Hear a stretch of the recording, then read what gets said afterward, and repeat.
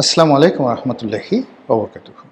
সম্মানিত দর্শক, বাংলাদেশের প্রধান দুটো রাজনৈতিক দল আওয়ামী লীগ এবং বিএনপি, তাদের রাজনীতি কি শেষ হতে চলেছে? বাংলাদেশে কি কোনো তৃতীয় অথবা চতুর্থ যে রাজনৈতিক শক্তি সেটির অভ্যুত্থান হতে যাচ্ছে? অথবা আমাদের দেশে যে একটা উদার গণতান্ত্রিক যে রাজনীতি, যেটিকে পশ্চিমা ধাঁচের ক্যাপিটাল, সেমি ক্যাপিটাল, তারপর সেমি কমিউনিস্ট, সেমি ধর্মনিরপেক্ষ, আবার অনেকটা সেমি ফান্ডামেন্টাল, সব মিলিয়ে একটা ধর্মনিরপেক্ষতার আড়ালে সব কিছুর একটা জগা খিচুড়ির রাজনীতি এবং সরকার ব্যবস্থা চালু ছিল আজকের দিন পর্যন্ত। এটা কি আগামীকাল চলবে, নাকি এখানে একটা উগ্র দক্ষিণপন্থা চলে আসবে, নাকি এখানে ঠিক মার্কিন তাবেদার যে রাষ্ট্রগুলো হয় ওইরকম ধাঁচের কোনো রাষ্ট্র আসবে, অথবা আফগানিস্তান, ইরান, তুরস্ক ইত্যাদি রাষ্ট্রসমূহে যে সরকার ব্যবস্থা চলছে, রাজনীতি চলছে, আমাদের দেশে কি ঠিক সেরকম কিছু একটা শুরু হবে কিনা, এই প্রশ্নটি এখন মারাত্মক আকার ধারণ করেছে। আমরা এখন ঠিক না বেহেশত না দোজক, না উত্থান না পতন, সব কিছুর একটা মাঝামাঝি জায়গাতে রয়েছে, যা কিনা একটি জাতি গঠন, একটি রাজনীতির যে ট্রানজিশন, এর জন্য খুব, যাকে বলা হয়, সাংকেতিক, অর্থবহ এবং একই সঙ্গে জটিল একটি সময় আমরা পার করছি। আপাত দৃষ্টিতে বিএনপি যারা লোকজন রয়েছেন তারা খুব খুশি যে তাদের প্রধান প্রতিদ্বন্দ্বী আওয়ামী লীগ নেই, আর আওয়ামী লীগের যে প্রতিদ্বন্দ্বী হিসেবে যারা, তারা এখন রাষ্ট্র ক্ষমতায়। অন্যদিকে যেটা আছে, আওয়ামী লীগের সভানেত্রী শেখ হাসিনা, তিনি এখন বয়োবৃদ্ধ, তারপর এখানে বয়োবৃদ্ধা, তিনি এখন বয়োবৃদ্ধা, প্রবাসে আছেন, এবং যে মামলা মোকদ্দমার ফাঁদে তাকে জড়ানো হয়েছে তাতে খুব দ্রুত তিনি ফিরে আসবে, সুস্থ হবেন, এটা অসম্ভব একটা বিষয়। কাজেই বাচ্চ তালি বাজাও বা তালিয়া বাজাও, আনন্দ করো, উৎসব করো। 2001 সন পর্যন্ত না, 2041 সন পর্যন্ত কিভাবে ক্ষমতায় থাকা যায় সেটার পরিকল্পনা করো।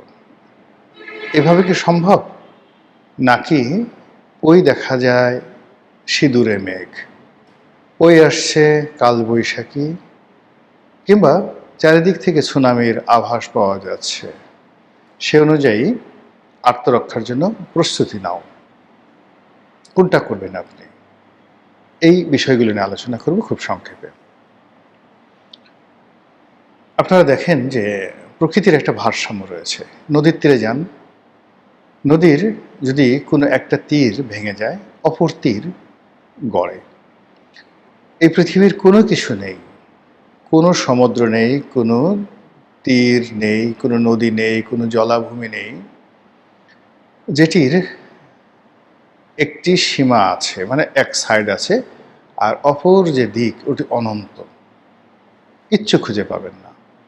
পদ্মা নদীর এপার আছে, ওপার আছে, যমুনার এপার আছে, ওপার আছে, আড়িয়াল বিলের এপার আছে, ওপার আছে। রাজনীতিরও এপার আছে, ওপার আছে, মানে শক্ত একটা প্রতিদ্বন্দ্বী থাকতে হবে। যে রাষ্ট্রে, যে সমাজে এই রাজনৈতিক প্রতিদ্বন্দ্বী না থাকে, সেই রাষ্ট্রে কখনোই রাজনৈতিক বিধি ব্যবস্থা প্রাতিষ্ঠানিক লোক লাভ করে না। একটি দল খুব বেশি শক্তিশালী হয়ে যায় মানে সেই দলটি পতিত হওয়ার জন্য, পতন হওয়ার জন্য সেই দলের এই শক্তিমত্তা ব্যাপক হারে বাড়তে থাকে। আপনি যদি ইটালির ফ্যাসিজমের চিন্তা করেন, মুসোলিনি অত্যন্ত জনপ্রিয় দল হিসেবে, জনপ্রিয় ব্যক্তি হিসেবে তিনি ক্ষমতায় এলেন, আর সকল রাজনৈতিক প্রতিপক্ষকে শেষ করে দেওয়ার পর তিনি শেষ হয়ে গেলেন চিরতরে। এখন ফ্যাসিস্ট যে শব্দটি, এটি একটা গালি। সিমিলারলি ইতালির নাৎসিবাদ অত্যন্ত জনপ্রিয়। এবং অ্যাডলফ হিটলার তিনি যে রাজনীতিতে এলেন জাস্ট লাইক প্রিন্স, মহাকালের সবচেয়ে জনপ্রিয় ব্যক্তি হিসেবে তিনি জার্মানির রাষ্ট্রীয় ক্ষমতায় এসেছিলেন এবং একটি ভঙ্গুর অর্থনীতি, একটি পরাধীন জাতিসত্তা, প্রথম মহাযুদ্ধের পরে জার্মানির যে নির্মম পরাজয়, সেখান থেকে জার্মান জাতীয়তাবাদকে তিনি এমন একটা জায়গাতে নিয়ে গেলেন যে জার্মানির লোক তাকে মাথায় করে ডাকছিল। সেই তিনি হঠাৎ করে প্রতিদ্বন্দ্বী দমন করার নামে যে তাণ্ডব শুরু করলেন, সেই তাণ্ডবে সারা পৃথিবী তছনছ হল। তিনি আত্মহত্যা করলেন, তার দল চিরতরে শেষ হয়ে গেল। তো সেই দিক থেকে আমাদের বাংলাদেশে এই যে মানে প্রতিপক্ষকে দমন করার যে কালচার, এটা শুরু হয়ে গেল এরশাদ জামানা থেকে। এরশাদ ক্ষমতা এসে বিএনপি ভাঙলেন, আওয়ামী লীগ ভাঙলেন, সবশেষে নিজে ভেঙে চুরমার হয়ে গেলেন। এখন জাতীয় পার্টি রংপুরে আছে, গাইবান্ধাতে আছে নাকি বনানীতে আছে, আপনাদের খুঁজতে হবে। এরপর আপনি ধরুন 2001 সনে বিএনপি ক্ষমতায় এলেন। ওই সময়টাতে জঙ্গিবাদ বাড়ল, 21শে আগস্টের গ্রেনেড হামলা হলো, আওয়ামী লীগ তছনছ হয়ে যাওয়ার উপক্রম হলো। বিনিময়ে একাগার এলো বিএনপি, সেই যে তার উপর যে জুলুম নির্যাতন অত্যাচার শুরু হলো, যার ফলে 17টি বছর এই দলটি ক্ষমতার বাইরে। এখান থেকে আওয়ামী লীগ কোনো শিক্ষা নিল না, তারা ক্ষমতায় আসার পর বিএনপিকে ভাঙার চেষ্টা করলো, আবার প্রতিদ্বন্দ্বী সরানোর চেষ্টা করলো। বিএনপির যে সভানেত্রী বা চেয়ারপারসন বেগম খালেদা জিয়া, মনে করা হলো যে তিনি থাকবে না তো বিএনপি থাকবে না, তাকে শেষ করে দেওয়ার জন্য সব চেষ্টা আওয়ামী লীগ করল। ওই সময়টাতে বাংলাদেশে অনেকেই বলেছেন, তার মধ্যে আমিও বলেছি, লিখেছি এবং বলেছি, কোটি কোটি মানুষ তার সাক্ষী। আমি সেই কালা পাহাড় ধলা পাহাড়ের গল্প দিয়ে তৎকালীন প্রধানমন্ত্রীকে বোঝানোর চেষ্টা করেছি, খালেদা জিয়ার পতন হলে আপনারও পতন হবে। খালেদা জিয়া যদি মারা যায় আপনি বেঁচে থাকবেন না। এর কারণ হলো যে আপনি নিজেকে যতই শ্রেষ্ঠ মনে করেন, আল্লাহ সবসময় করে কি সমসাময়িক সেম যোগ্যতার লোক দিয়ে দেয় পৃথিবীতে এবং একটা দেশে। এখন তারেক রহমান সাহেব আছেন প্রধানমন্ত্রী, তার সাথে শফিকুর রহমান 19-20 পার্থক্য। তারেক রহমানের সাথে যারা আছেন, আপনি ধরেন নুরুল হক নুরু আছেন, ববি হাজ্জাজ আছেন, পার্থ আছেন, সানি আছে, ওনার এপিএস, মাহাদি আমিন আছে, তারপরে যাকে বলা হয় মাহাদি আমিনের সাথে হুমায়ুন কবির আছে। এদেরকে যদি আপনি ধরেন ক্ষমতার বলয়, এর অপোজিটে জামাতের সাথে ডক্টর মাসুদ, এনসিপি নাহিদ, সার্জিস, তারপর অন্যান্য যারা আছেন, হাসনাত আবদুল্লাহ, এরা সবাই আপনি যদি ধরেন, এদের মধ্যে গুণগত পার্থক্য 19-20, শারীরিক মানসিক পার্থক্য 19-20। এখন এর মধ্যে যদি কেউ মনে করে আমি খুব সুপারম্যান, রং। আল্লাহ এইভাবে সিলেক্ট করে দেয়, এভাবে প্রকৃতি তৈরি হয়। যখন পৃথিবীর সব মানুষগুলো একসাথে তৈরি হয়, আপনি চিন্তা করেন জুলিয়াস সিজার যখন ছিলেন তখন পম্পে দি গ্রেট ছিলেন, তখন ক্রেশাস দ্য গ্রেট ছিলেন। জুলিয়াস সিজার যখন ছিলেন তখন ক্লিওপেট্রা ছিলেন, তাকে বলা হয় one of the greatest queen ever had in the history. এরপরে ছিলেন মার্ক অ্যান্টনিও একই সময়টাতে।